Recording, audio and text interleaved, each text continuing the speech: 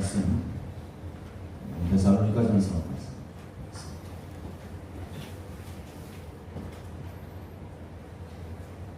1장의 말씀 함께 1절부터 10절까지 한 절씩 교독하면서 말씀드리겠습니다.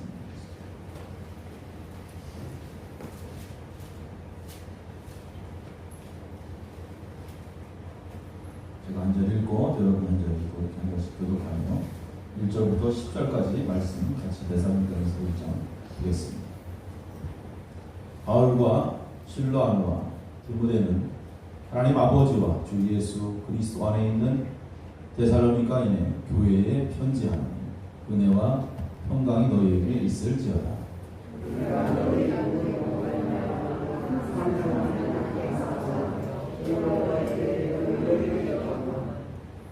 너희의 믿음의 역사와 사랑의 수고와 우리 주 예수 그리스도에 대한 소망의 인내를 우리 하나님 아버지 앞에서 끊임없이 기억함이니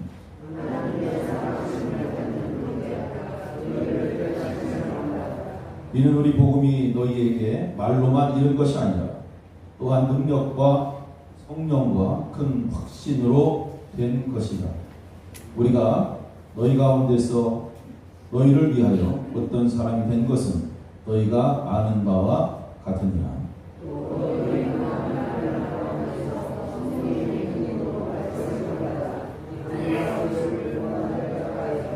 그러므로 너희가 마게도냐와 아가야에 있는 모든 믿는 자의 본이 되었느니라.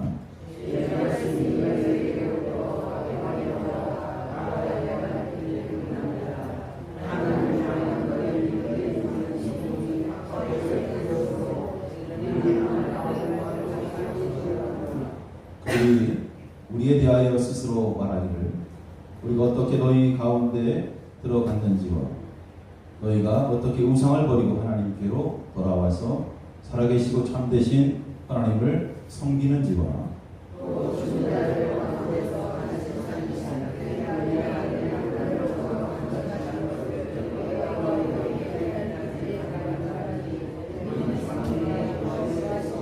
예수님이라. 아멘. 이 시간에 우리 임마누엘 중창 나오셔서 우리 함께하고 또 듣는 우리에게도 하나님의 은혜가 정말 주어 있습니다.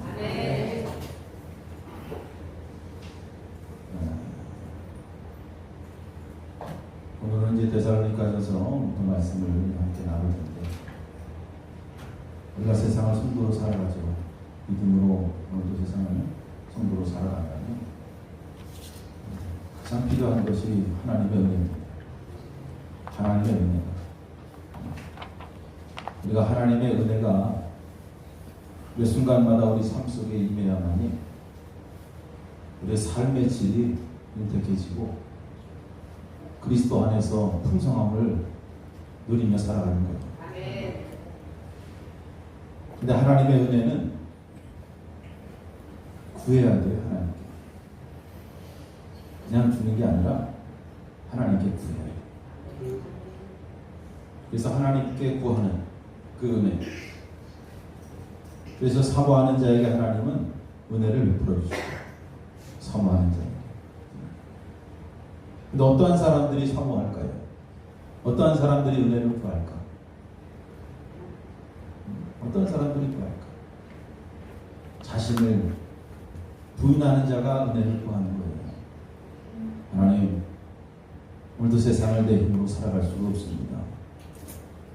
하나님께서 도와주셔야 오늘도 내 발걸음을 뛸 수가 있습니다. 자신을 부인하는 자예요. 아니, 걱정할 것 없어. 하나님, 나 뭐 지금까지 잘 살았는데 괜찮아요. 하나님, 내 마음대로 살아도 괜찮습니다. 은혜가 필요 없는 자죠. 여러분, 세상은 쉬울 것 같지만 뭐 저보다 더 세상을 오래 사신 분들이 많으니 잘 아시겠지만 결코 쉽지 않잖아요. 세상은 만만치 않습니다. 우리가 지나온 시간들을 쭉 돌아보면 많은 삶의 암초들이 우리 인생의 발목을 잡았어요. 그래서 그 암초 때문에 많이 괴로워하고 힘들어하고 고통받고 그렇게 살아온 길이 우리 인생 길이에요. 바다에 가면 밀물과 썰물이 있어요. 썰물 때 물이 쫙 빠져요. 물이 쫙 빠지면 그곳에 숨어있던 바위들이 하나 둘씩 모양을 드러내죠. 근데 또 물이 쫙 들어오면 그 바위가 다 사라져버립니다. 배들은 그 물 위를 유유히 잘 떠다니죠. 이때 큰 바위가 있어도 그 물이 있기 때문에 암초에 부딪히지 않고 그 배가 잘 갑니다. 그래서 암초의 간섭을 받지 않는 그 물이 있는 거예요. 우리 인생도 마찬가지 하나님의 은혜는 마치 이 물과 같은 거예요. 홍수와 같다. 그래서 인생에 홍수가 나면 삶의 암초들이 있지만 거기에 간섭을 받지 않고 인생을 살아갈 수 있는 거예요. 그렇기 때문에 삶의 질이 바뀌는 거예요. 윤택해지고 풍요로워지는 거예요.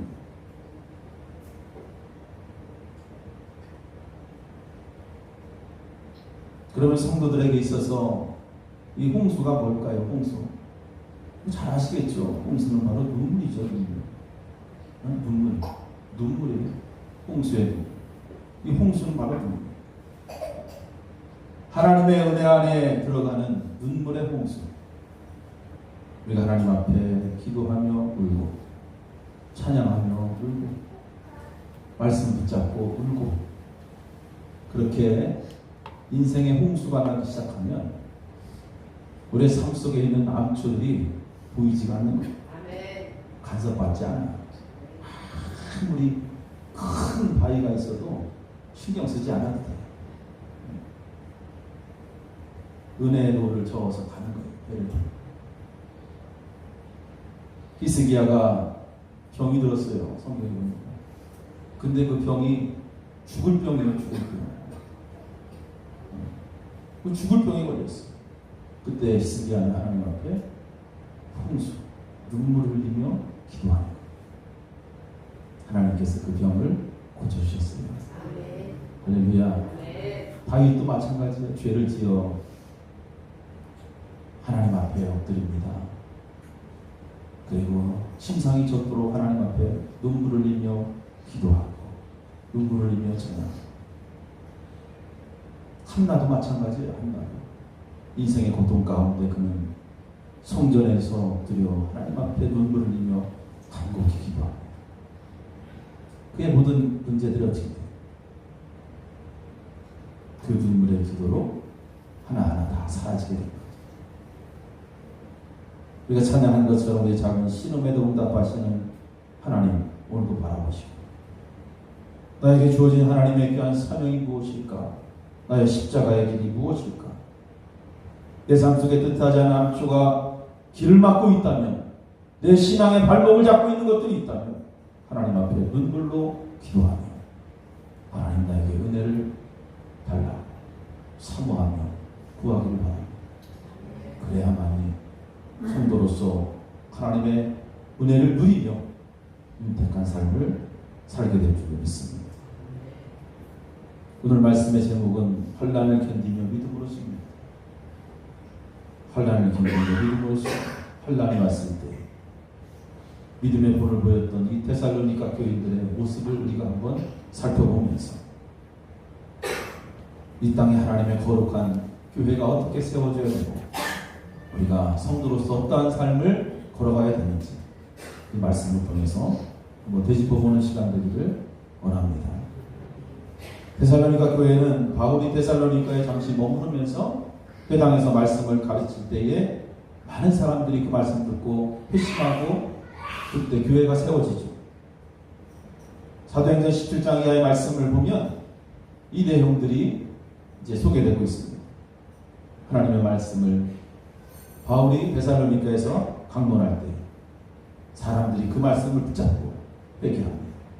그런데 많은 유대인들이 또 바울을 적대시하면서 바울이 그곳에서 말씀을 전하지 못하도록 바울을 반대하죠. 그래서 또 얼마 못 가서 바울은 또 데살로니가를 떠나게 됩니다. 잠시 머물러 있었지만 그 기간 동안에 데살로니가에 있었던 많은 사람들이 바울의 영향을 받아서 하나님 말씀 붙잡고 회개하고 또 복음을 전하는 일에 매진하게 되죠. 오늘 데살로니가 말씀을 보면 먼저 교회를 향한 바울의 인사가 시작됩니다. 그래서 바울 서신을 보면 항상 그래요. 교회를 향한 바울의 인사. 전형적인 그러한 서문의 특징이죠. 그래서 항상 누구와 함께 있었다 이러한 이야기를 하면서 하나님의 평강을 또 그들에게 구하고. 근데 특별히 그 중요한 특징 가운데 하나는 함께한 일행들에 대한 어떤 설명은 없어요. 그냥 이름만 딱 나와. 이름만. 그것은 결국 뭐예요? 자신들을 드러내지 않는, 오직 하나님만을 드러내고자 하는, 주님만을 드러내고자 하는 그러한 바울의 의도가 있어요. 그래서 그냥 사도직으로 부름받았고 나는 그저 일꾼으로 부름받았다 라는 것을 그는 서론에 항상 강조합니다.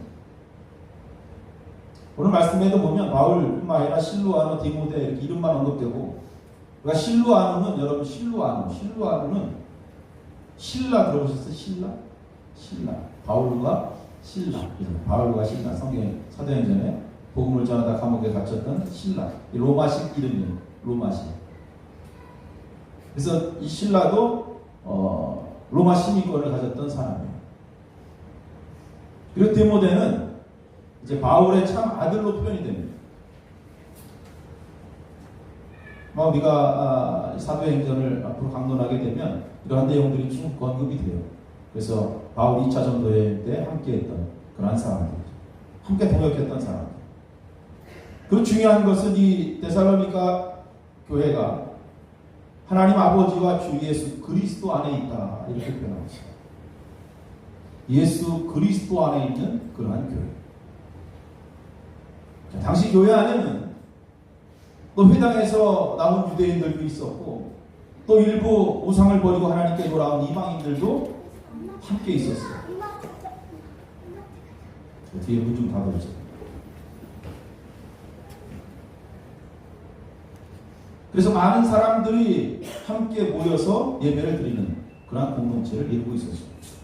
그 모든 사람들이 이제는 그리스도 안에서 하나가 되었다라는 것을 이야기합니다. 연 1장의 말씀 보면 데살로니가 교회에 대한 감사 이야기가 시작됩니다. 그래서 2절 말씀에 우리가 너희 모두로 말미암아 항상 하나님께 감사하며 기도할 때 너희를 기억하며 이렇게 시작합니다. 바울은 이 데살로니가 교회를 향해서 기도하며 또 그를 기억하고 감사하고 있습니다. 너희 모두라는 그러한 표현을 봅니다. 2절에 우리가 너희 모두. 그래서 바울은 항상 다른 사람들을 항상 깊이 생각했던 타인 중심적인 그러한 사람이었다라는 것을 그의 서신의 서두에서 알 수 있습니다. 그래서 항상 남을 배려했던 바울의 성품. 그들 위해서 그는 쉬지 않고 기도합니다. 그래서 우리가 그들 기도할 때도 마찬가지예요. 자신을 위한 기도도 중요하지만 항상 타인을 위한, 다른 사람들을 위한 기도들이 항상 우리 입에 항상 배어 있어요. 그저 자기만 기도하지 마요. 우리 교회에서 여러분 기도할 때도 여러분 가정만 위해서 기도하지 말고 남의 가정, 다른 성도들의 가정을 위해서도 같이 기도할 수 있는 거예요. 타인 중심적인 사람이 많아야 그 교회 공동체가 행복합니다. 자기 중심적인 교인들만 있으면 힘들어요. 항상 나보다 남을 낮게 여기는, 그죠? 그런 예수 그리스도의 정신이 바울에게 있었어요. 이러한 모습들이 우리 가운데서도 있어요. 그죠? 그래서 항상 다른 가정을 위해서 항상 입을 열어 기도할 때마다 기도할 수 있는 모습이 있기를 간절히 축원합니다. 그게 이제 중요한 거예요. 자, 우선 하나님을 향한 감사. 오늘 하나님을 향한 감사는 첫 번째, 하나님께서 이 교회를 선택했기 때문에 하나님, 많은 사람들 또 많은 교회들이 있지만 특별히 데살로니가 교회를 하나님 선택해 주셔서 너무나 감사드립니다. 이렇게 바울이 하나님 앞에 감사합니다. 그래서 4절에 하나님의 사랑을 받은 형제들아 너희를 택하시라. 그래서 하나님께서 바울을 통해서 이 사역을 감당하게 하고 그 바울의 사역 가운데 하나님의 역사하심으로 인해서 하나님의 교회가 세워진 거죠. 하나님께서 이 교회를 택해 주셨다. 그래서 바울은 하나님 앞에 감사하고 있습니다. 택하심에 대한 감사. 자, 또한 바울의 감사 이유는 이제 그러한 데살로니가 교회를 택하신 하나님, 그 택하심을 받은 교회가 하나님의 택하심에 합당한 삶을 살고 있다는 것에 대해서 또 감사하고 있습니다. 그들의 신앙의 덕목을 항상 바울이 이야기할 때 우리가 바울 서신을 보면 믿음, 소망, 사랑이 계속 언급되죠. 믿음, 사랑, 소망, 믿음, 소망, 사랑. 이 신앙의 속성을 그는 항상 이 세 가지를 이야기합니다. 교인들이 가져야 될 덕목 하면 이 세 가지. 믿음, 사랑, 소망. 이것은 성도들에게서 가장 중요합니다. 이러한 것을 우리 데살로니가 교인들이 갖고 있었다. 우리 교회들이 이게 있어요. 믿음, 소망, 사랑. 성도들에게. 3절에 보면 믿음의 역사, 사랑의 수고, 소망의 인내를 이야기합니다.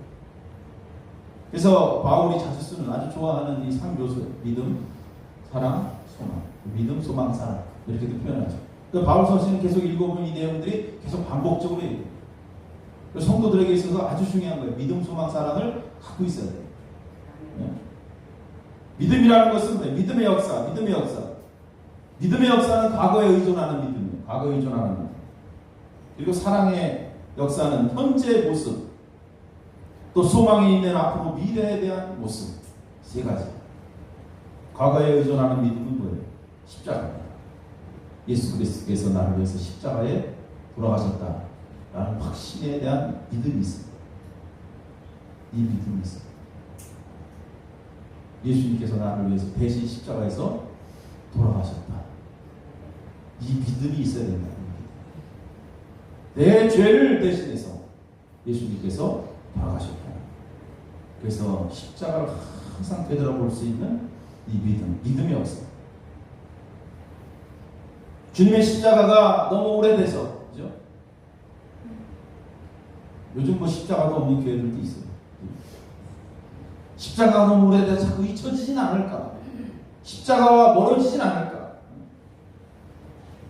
항상 주님의 십자가를 바라보는 그 믿음에 우리는 서 있어야 됩니다. 사랑도 마찬가지로 하나님 보좌 우편에 앉아 계신 주님을 바라보는 그 우리의 시선, 그 사랑, 그리고 소망은 앞으로 장차 미래에 오실 예수 그리스도, 이 땅에 자기 백성을 위해서 다시 오실 그 메시아를 기다립니다. 이 세 가지 믿음의 덕목이죠. 신앙의 덕목. 그저 단순한 믿음, 소망, 사랑이 아니라 이 믿음, 소망, 사랑에는 이러한 속성이 분명히 따라야 된다는 것이죠. 그래서 믿음에서 흘러나온 역사, 또 사랑의 동기가 된 수고, 소망에 근거한 인내. 바울은 이렇게 구체적으로 이러한 이야기들을 언급하면서 여기에서 나오는 덕목들이 구체적으로 무엇을 만들어내는지 그것을 이야기하는 것입니다. 그리고 이러한 믿음과 사랑과 소망과 이에 따른 속성들로 인해서 하나님 앞에서 구체적으로 교회가 어떻게 세워지는지, 그리고 이것이 어떠한 힘을 갖고 있는지를 바울은 이야기합니다. 그렇기 때문에 대단히 중요한 것입니다. 데살로니가 교회는 분명히 믿음과 사랑과 소망으로 모든 교인들이 그리스도와 연합했고, 그 관계로 인해서 그들은 아버지 앞에서, 하나님 아버지 앞에서 그들은 적절한 역사와 수고와 인내를 드러내고 있었던 교회였다라는 것을 우리는 성경을 통해서 깨닫는 것입니다. 그래서 그러한 모습을 보면서 바울이 하나님 앞에 감사한 거예요. 그 교회를 바라보면서. 또한 바울은 데살로니가 교인들이 하나님으로부터 택함 받은 것에 대한 감사, 아까도 말씀드렸죠. 이것은 그리스도의 사랑과 그리스도의 주권에 근거한 그러한 감사입니다. 이런 하나님의 택하심은 하나님의 부르심에 그 모든 교인들이 긍정적으로 반응했다라는 것이죠. 그래서 우리가 하나님의 복음을 받아들이고 또 복음을 전하는 자도 받아들이고, 오늘 말씀 보니까 복음이 말로 선포되었지만 단지 말뿐만 아니라 능력으로 전해졌다, 이렇게 기록하고 있습니다. 그래서 이러한 능력이라는 것은 결국 성령이 이끌어 내시는, 오늘 내 마음속에 내재된 복음의 초자연적 복음의 능력인 것입니다. 그래서 이 복음이라는 것은 여러분 내가 받아들이고 싶다 그래가지고 받아들여지는 게 아니에요. 오늘 말씀입니다. 성령의 강력한 역사가 임할 때 복음에 반응하게 되어 있어요. 성령의 역사가 임할 때. 그래서 성령의 충만함이 필요한 거예요. 오늘도 하나님의 말씀이 오늘 여러분 가운데 떨어질 때 그 말씀이 여러분의 마음속에 강력하게 임해야 되죠. 맞습니까? 성령의 강력한 역사가 임해야 돼요. 그래야만이 말씀의 반응이. 전도도 마찬가지예요. 오늘 세상에 나가서 우리가 복음을 전할 때 그저 말로만 왜 합시다. 예수 믿어요. 예수 믿어야 살아. 예수 믿어야 천국. 물론 뭐 전해야 되겠지만 말로만 되어지지 않아요. 반드시 성령의 역사가 일어나야 됩니다. 성령의 역사. 전도가 안 되는 이유를 가만히 생각해보면 왜 안 되는지. 예수님의 제자들도 그랬잖아요. 뭐 나가서 뭔가 열심히 해보려고 했지만 예수님, 야, 까부지 마, 가만히 있어. 가서 기도해. 먼저 성령의 충만함을 받아.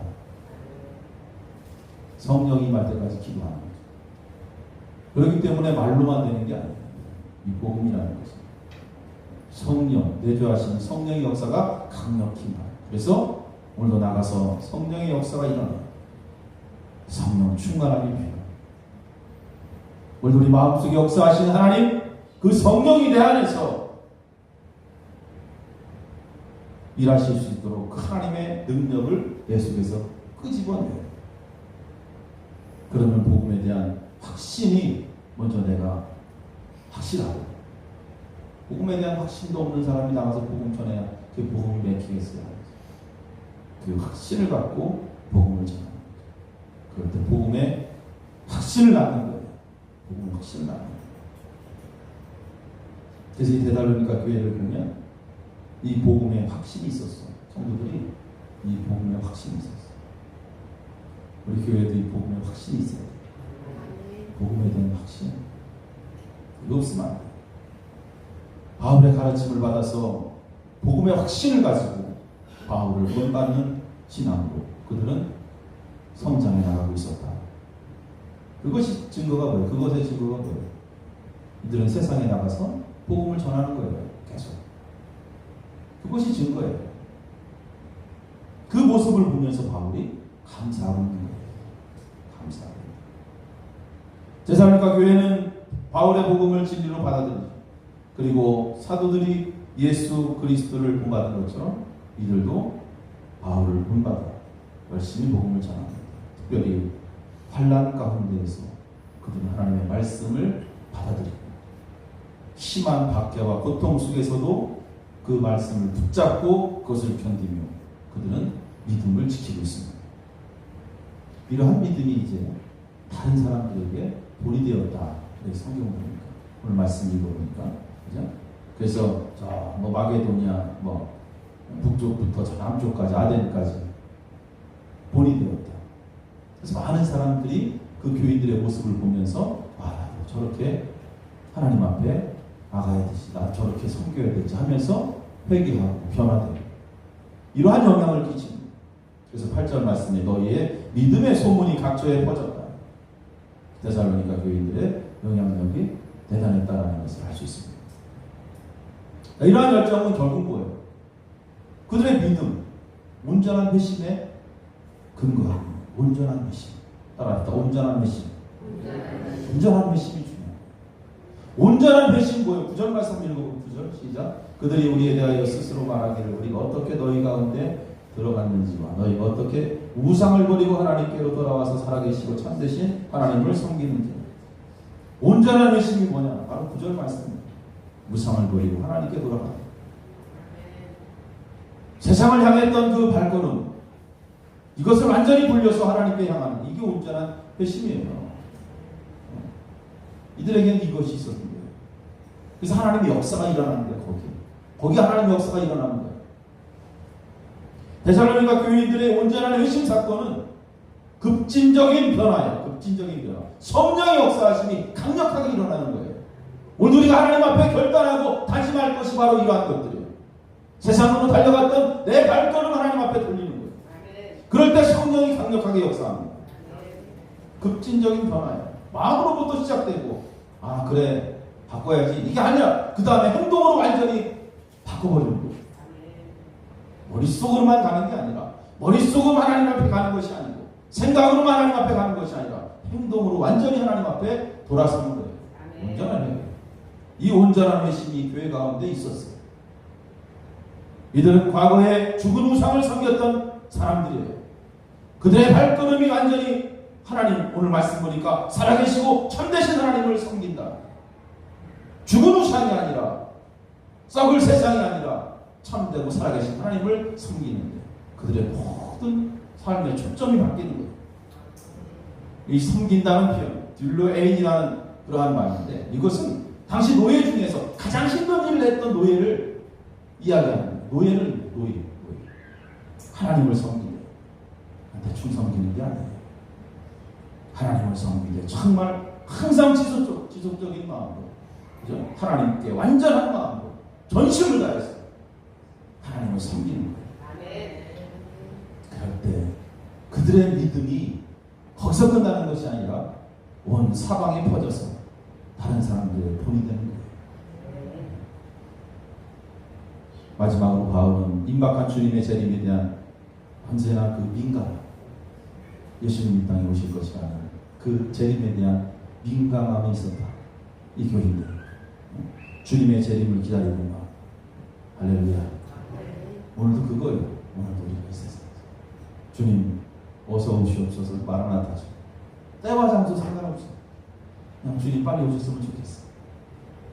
아멘 안 해. 안 오시길 바라고. 주여 주여 매일 기도하면서 주님 만나기 싫어. 하지만 오늘 데살로니가 교인들은 그게 아니에요. 재림 신앙이 확실했어요. 네. 고통스러우니까 삶이 환란이 지금 뭐 계속 있잖아요. 어려움이 있잖아요.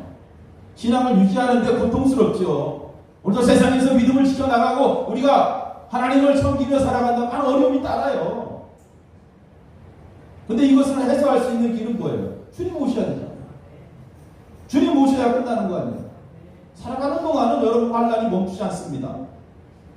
그 데살로니가 교인들이 믿음이 있었던 거예요. 그래서 주님께서 이 땅에 오실 것이라는 확신, 그 재림에 대한 소망을 붙잡고 그냥 살아가는 거예요.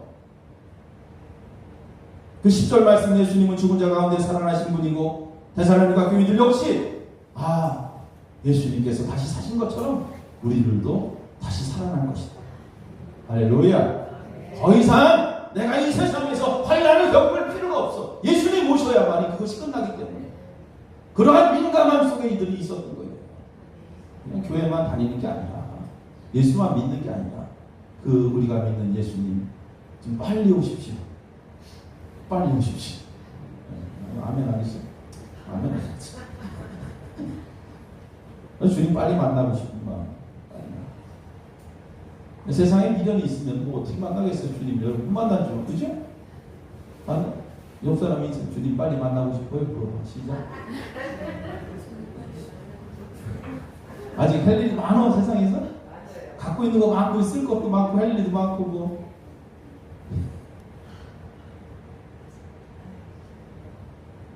내가 성경을 보면 바로 그런 겁니다. 재림신앙, 환난을 겪을수록 우리 마음속에 더 간절한 것은 주님 빨리 오셔서 빨리 오시면 좋겠다. 그래서 힘들어 그냥 아이고 죽겠다 하지 마요. 여러분들은 그냥 그래도 믿음의 사람들이잖아요. 죽고 싶으면 어떻게 주님 어서 오시옵소서. 따라해봐. 주님 어서 오시옵소서. 그래야지. 아이고 죽겠다. 죽으면 어떻게 해? 죽으면 그냥 끝나는 거잖아. 근데 주님 오시면 얼마나 좋아요. 살아있을 때 주님 오시면 얼마나 좋아. 이 믿음이 있어야 돼. 여기에 대한 민감. 이 교인들이 있었잖아. 데살로니가 말씀. 하나님께서 예수님을 살리셨습니다. 그 살리신 하나님의 능력이 나도 살리실 것이다. 아멘. 그 믿음이에요. 쭉 읽어보면 나중에 5장까지 내용 조금 나오겠지만 그러한 내용들이 있습니다. 그런 확신을 가지고 주님을 기다리는 거예요. 그 오늘도 주님 기다리는 거예요. 오늘 말씀 정리하면 그거예요. 오늘 우리가 말씀을 통해 기다리는 것은 이 교회와 성도들이 살아있는 믿음을 가지고 이 신앙의 영향력이 우리 주변에 자꾸 흘러나가요. 환난의 상황 속에서도 믿음과 사랑과 이 소망을 붙잡고 여기에 따른 속성들이 우리 삶 속의 열매로 나타나야 된다. 가장 핵심은 하나님을 섬기는 믿음으로 변화돼야 된다. 그래서 언제나 십자가 기억하고 우리 삶 속에 여러 가지 사랑의 수고도 마다하지 않고 힘들고 어려울 때 주님 어서 오시옵소서. 다시 오실 주님을 기다리며 다른 사람의 신앙이 본이 되어 살아가는 이 말씀이 우리가 깨달아야 될 귀한 진리의 말씀인 줄 믿습니다. 스스로 돌아볼 수 있는 시간 됐으면 과연 내가 우리 교회가 선한 영향을 끼치고 또 내 신앙이 다른 사람들에게 본이 되고 있는가 한 번쯤 이 말씀을 통해서 깨닫는 시간 되기를 바랍니다. 힘들고 어려운 환난할 때 더욱더 견고한 믿음으로 잘 견디며 승리할 수 있는 여러분 되시길 주의 이름으로 간절히 축원합니다. 기도하시겠습니다. 주님 감사합니다. 오늘 주신 말씀을 저희들이 기억하며 데살로니가 교회 힘들고 어려운 상황이었지만 그래도 세상 가운데 영향력을 끼치며 또 우리의 모든 신앙이 주변 사람들에게 본이 되어 하나님 앞에 영광 누리는 그러한 모습이 되도록 우리를 축복하여 주시옵소서. 예수님의 이름으로 기도합니다.